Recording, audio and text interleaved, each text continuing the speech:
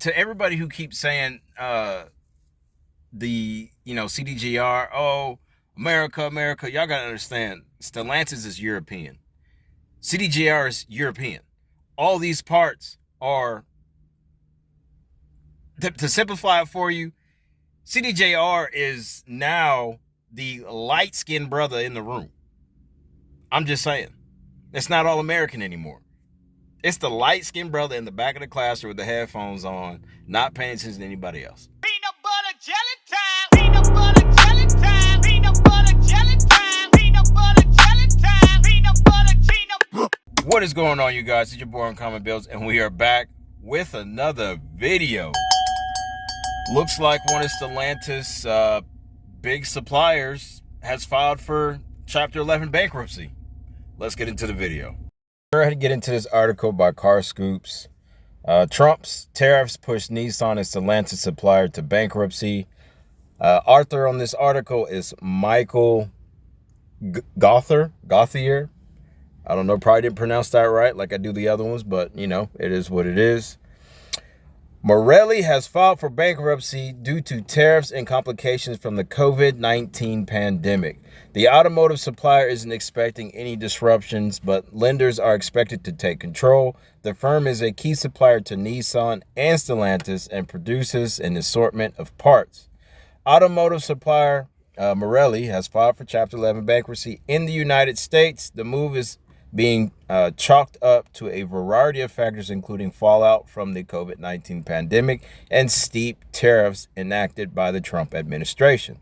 While the case is complex, MARELLI said they decided to voluntarily file for bankruptcy to strengthen our financial position as we navigate a challenging environment.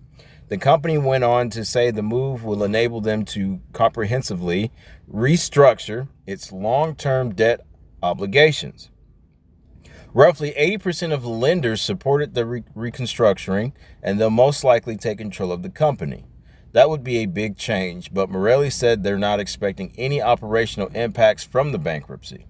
They went on to say there shouldn't be any disruptions as they're working closely with their suppliers and expect to continue operating as normal throughout this process. The firm added they have received commitments for approximately $1.1 billion. That's $1.1 billion in debtor and possession financing. They believe those funds, as well as money generated from ongoing operations, will be enough to sustain the company throughout the restructuring process. That process will take time, but MARELLI CEO David Slump said industry-wide market pressures have created a gap in working capital that must be addressed. After a careful review of the company's strategic alternatives, we have determined that entering the Chapter 11 process is the best path to strengthen MARELLI's balance sheet by converting debt to equity while ensuring we continue operating as usual. The Wall Street Journal noted MARELLI is an important supplier to Nissan and Stellantis as it provides automakers with everything from lights to electronics. The publication also reported the company has more than 40,000 employees globally and noted Slump said the firm was severely affected by tariffs due to its import/export focused business. And I believe that's where the article ends. Let's read some of the comments. This has absolutely nothing to do with tariffs. Somebody named Snapjack said, did you read the article or just got your dander up because you're in a cult? That's hilarious.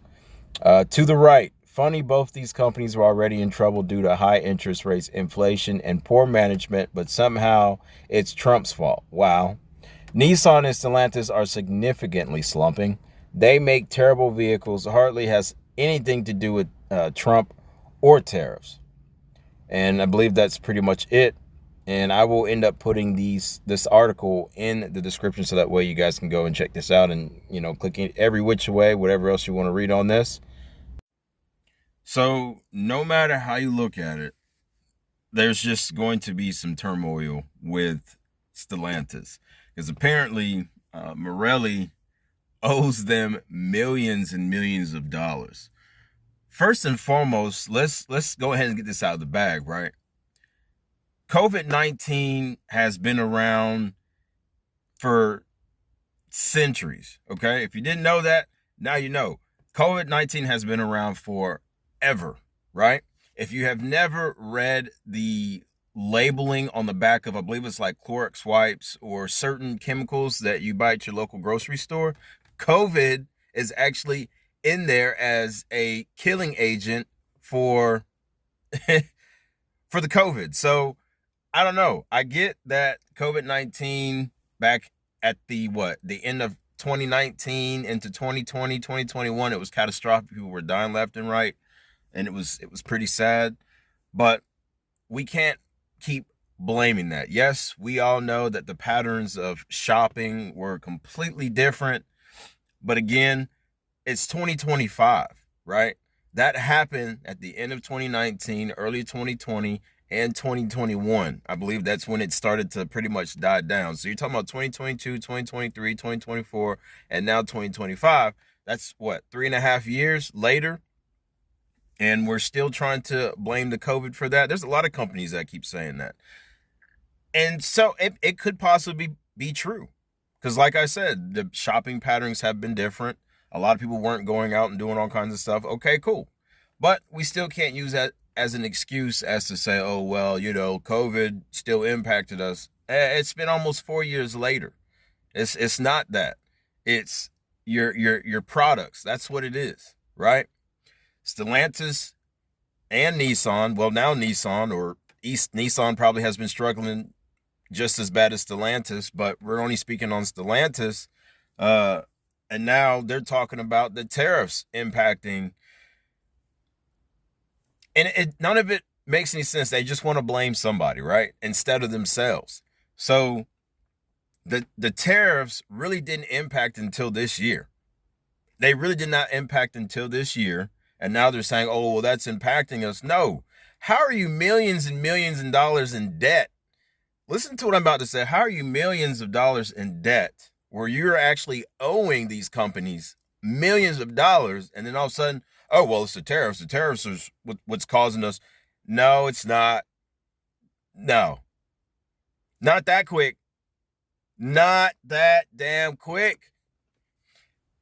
And to be honest with y'all, I don't understand, or I guess since I'm not really a business person, a businessman, and know that whole backside, I don't know how anybody can still be operating and they owe businesses or companies or people millions and millions of dollars, and yet they can file for a bankruptcy, Chapter 11, to try to, I guess, cushion the blow and come up with some ideas to try to help repay some of these companies back. Like, that is crazy.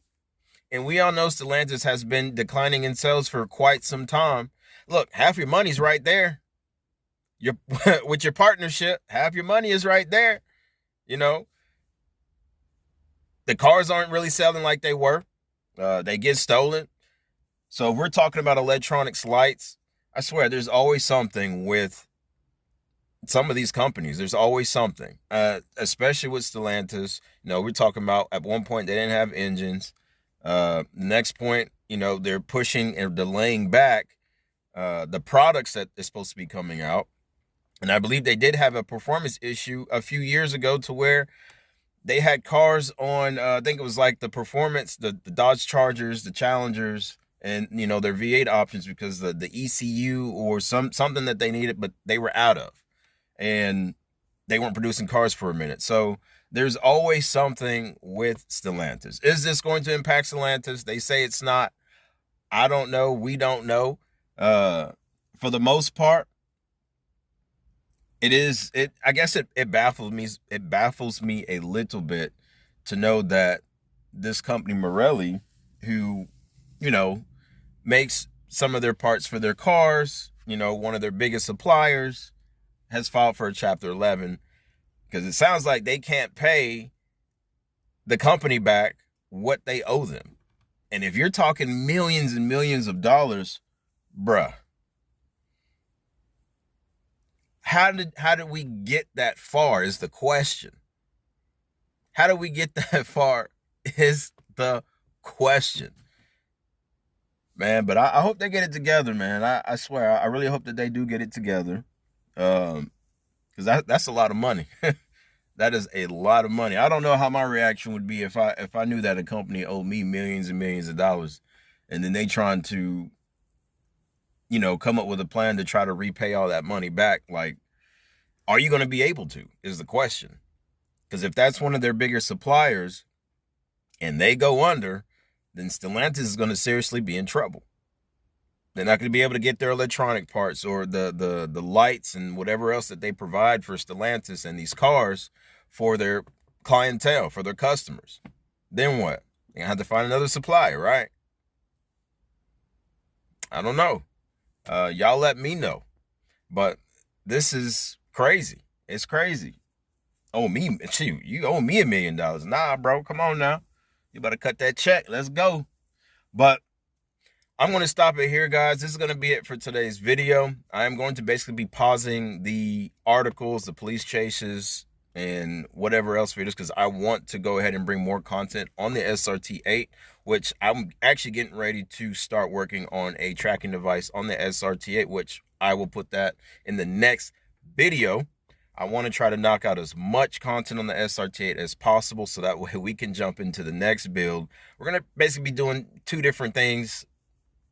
Not at the same time, but if and when that time comes. So I want to go ahead and knock a dent in this SRT8, bring y'all more content on the SRT8. And with that being said, that's going to be it for today's video. See you on the next one. See you when I see you. Peace.